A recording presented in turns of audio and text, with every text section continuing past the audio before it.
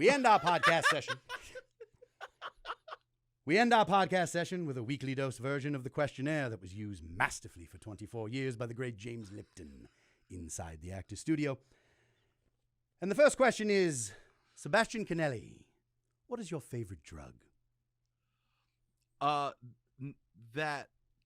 doesn't have to be something I don't currently use any drugs. But my favorite drug is probably what am I doing? It's pills. It would be like Perk 30s. Oh, Perk, the 30 milligram Perks. Delightful. The 30 milligram Perks, because you could snort them. Yes, you can crush them up. Less filler. You crush them up, you get a nice little buzz there. What is your least favorite drug? Least favorite drug? I once smoked embalming fluid. Yes. from the great pharaoh Tutankhamun, from the mummy's tomb, you smoked the embalming fluid, of course. Cheap poor man's PCP, as they say. As the classist people tend to say, poor man's PCP. I smoked embalming fluid myself once. Not horrible. Not great. Horrible experience. No. Terrible visions of demons until you feel like your head is being squeezed by a giant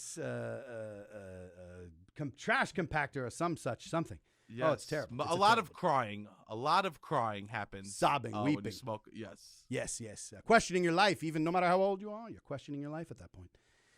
What age were you the first time you found yourself under the influence? I have to say probably 12. 12. 12? A dozen. Yeah.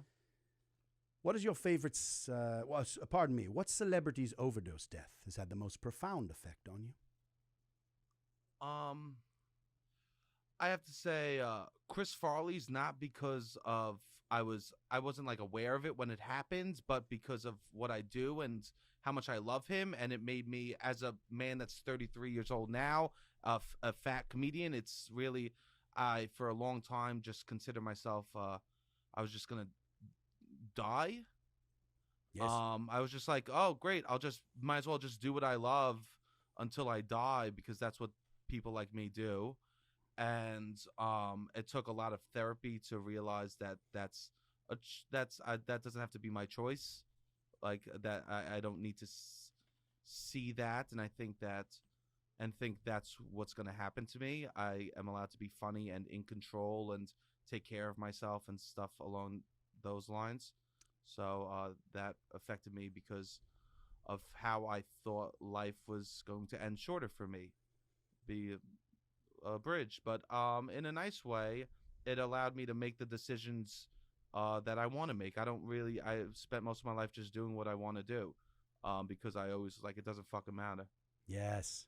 That is a beautiful thing. I almost feel ridiculous with these fake glasses on after that wonderfully touching, truly wonderful thing.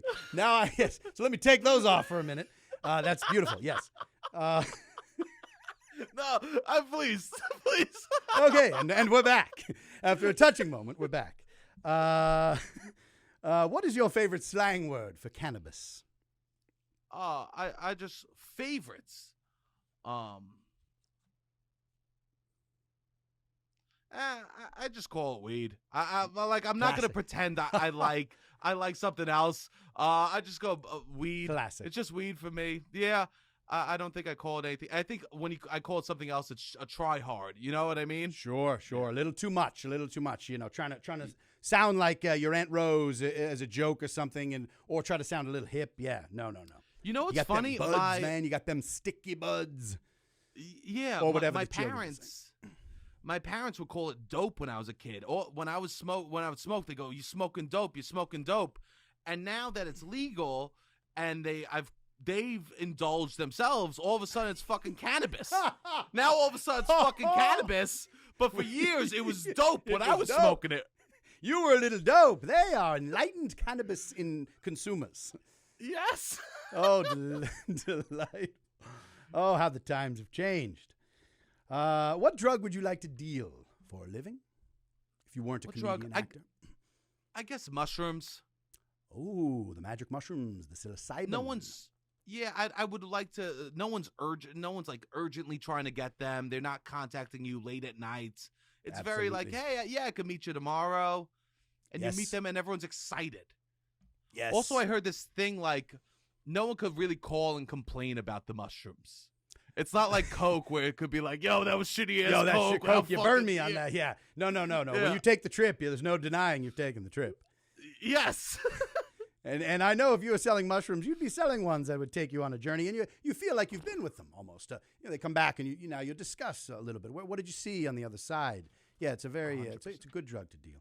And I also think it's not going to hurt anyone, you know? No, absolutely not. No. If anything, the only thing to die will be the ego, for the ego death of the mushroom experience, but nothing else. Yo, you know what's crazy? All these kids are taking mushrooms all the time now, and now there's this thing called the God dose. Have you heard of that? Oh no! What is this now? Enough so you see the. Yeah, so I think it's like if you take 5 grams, and all these kids are like, I microdose unless I take 5 grams. I'm like, yo, the first time I did it, I did a 1/4 ounce, and I was just like some scumbag in Staten Island. I wasn't trying to see God. I was trying to disappear from the fucking block. There's no God at the end of Staten Island for you to see. No, that's a wild. That's the God dose. That's interesting. People go from the the macro, the micro, and now you're just doing macros. There's nothing in between. My goodness. No, I know there is no nothing. For me, I took it and I ended up in an Applebee's with a chicken quesadilla. That was my God. Decent order for that. For the circumstances. Yes, I've kicked through windshields. I kicked through a buddy's windshield. Too many mushrooms. Just sat in the front seat and just kept kicking until my foot went through the windshield. Too many mushrooms there. That's a macro dose. That's a macro dose. That's a macro. What drug would you absolutely not like to deal under any circumstances? I would say probably crystal meth. Crystal methamphetamine. Yes. Yeah, that's somewhat based on your answer to the drug you would like to deal. The opposite. That certainly makes sense. There's a little bit more of a demanding role that you're playing in that scenario. Yeah. And finally, if heaven exists, what would you like to hear Chris Farley say when you arrive at the pearly gates? Wow, what a beautiful question.